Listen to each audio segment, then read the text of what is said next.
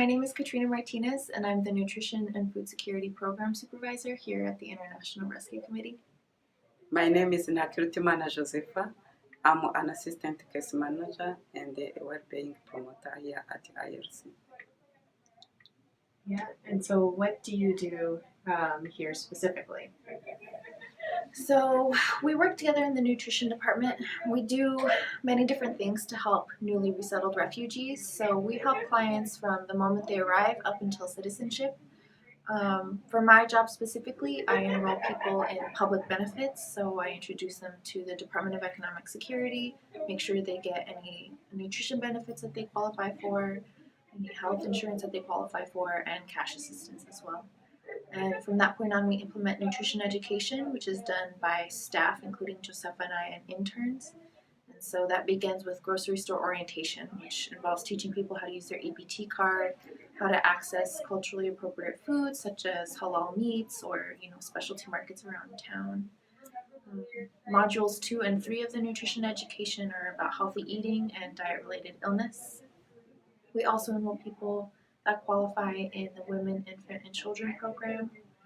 And we have a garden program where we enroll clients in a community garden near their home, and we assist them to grow crops that are appropriate for Tucson, but crops that are also appropriate for their culture.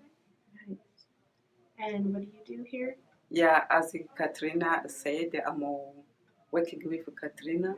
I help new arrivals to do grocery shopping. I'm taking them to stores, showing them food from here, healthy food, and teach them unhealthy food.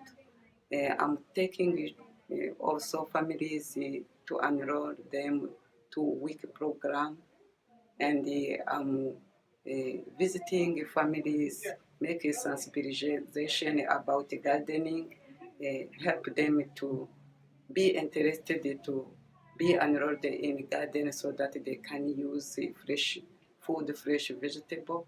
They can grow the food they want here at IRC. That's great. And how do you help your clients make sure they're taking care of themselves and making sure that there's like good self-care, especially from the nutrition point of view? It's really challenging. I think adjusting to the United States takes a really long time, and so helping people take care of themselves it's very challenging when people first arrive. The goal is to become self-sufficient. So getting a job and being able to pay your own rent and manage all of your benefits and everything like that. So I think it's really challenging it's challenging for clients to be able to take care of themselves, and it's challenging, I know, for me to teach that to other people, even when I struggle with that myself, definitely. So with the nutrition, it's kind of just teaching little tools. So for instance, we really encourage people to raise healthy children. So if you don't read English, how do you identify a nutrition label? How are you supposed to know that sugar is in everything and that it's in most of the food that you are feeding your children? So it's teaching mamas and dads little tools on how you identify where sugar would be on the label, or how you identify, how you stay away from packaged foods and things like that. So just little tricks to help navigate. Yeah, it's like as Katrina said, it's ongoing education. Yeah, we are teaching families every day when we meet with them about the food here. When they come, they are struggling meeting new food. Yeah, and they don't know how to use it. Yeah, we have to explain them, to teach them how to use the food they found here. And as they are receiving a food stamp, we are teaching them how to use properly the food stamp to make it end at the end of the month, not finishing the food stamp before the month. Yeah, and we have a class of garden kitchen class every month. Yeah, we have a student from Arizona University who is coming to teach also how to know healthy food, unhealthy food, and how to use the food they are harvesting from their garden. That's great. Any tips that you would give to the viewers of this watching that if they want to take care of themselves and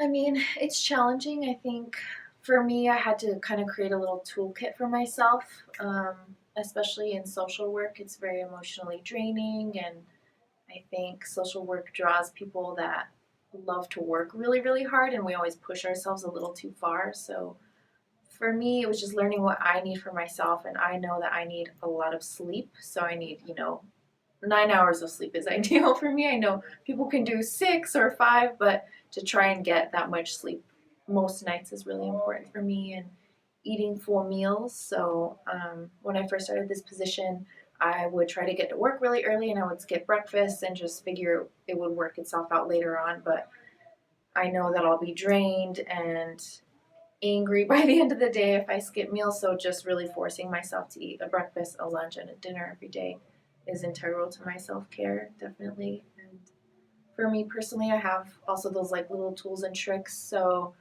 I have a snack drawer in my desk and I have some tea. So I know if I've just had a really stressful conversation with a client, I'll leave right away once it's finished and I'll go make myself some tea, or I'll take some tincture that I made at home to kind of calm myself down, or eat a yummy snack. So just having stuff that I can actually see and it reminds me to take care of myself. That's very useful to me. that's great. And you have your own garden, is that right? That you Yeah. grow teas from and stuff? Yeah, there's actually 3 people on our team, so it's me, Josepha, and Julia, and all of us are very passionate about gardening. So I'm drawn to growing herbs and flowers and some vegetables, but I do have a garden at home. Nice.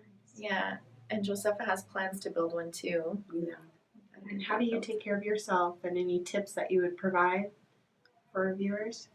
Yeah, every morning before getting up, I have uh, to do deep breathing in my bed, and after that, I have to drink more water. And I used to read the Bible every morning to have God's word to read me the whole day. And before starting a day, I have to do a plan the whole day, what I will do the whole day, and I used to sleep to calculate the hours to sleep every day. I have to sleep 6 hours per day, even if I'm working 2 jobs. I make sure I sleep enough, and I use it to listen to gospel music when I'm driving.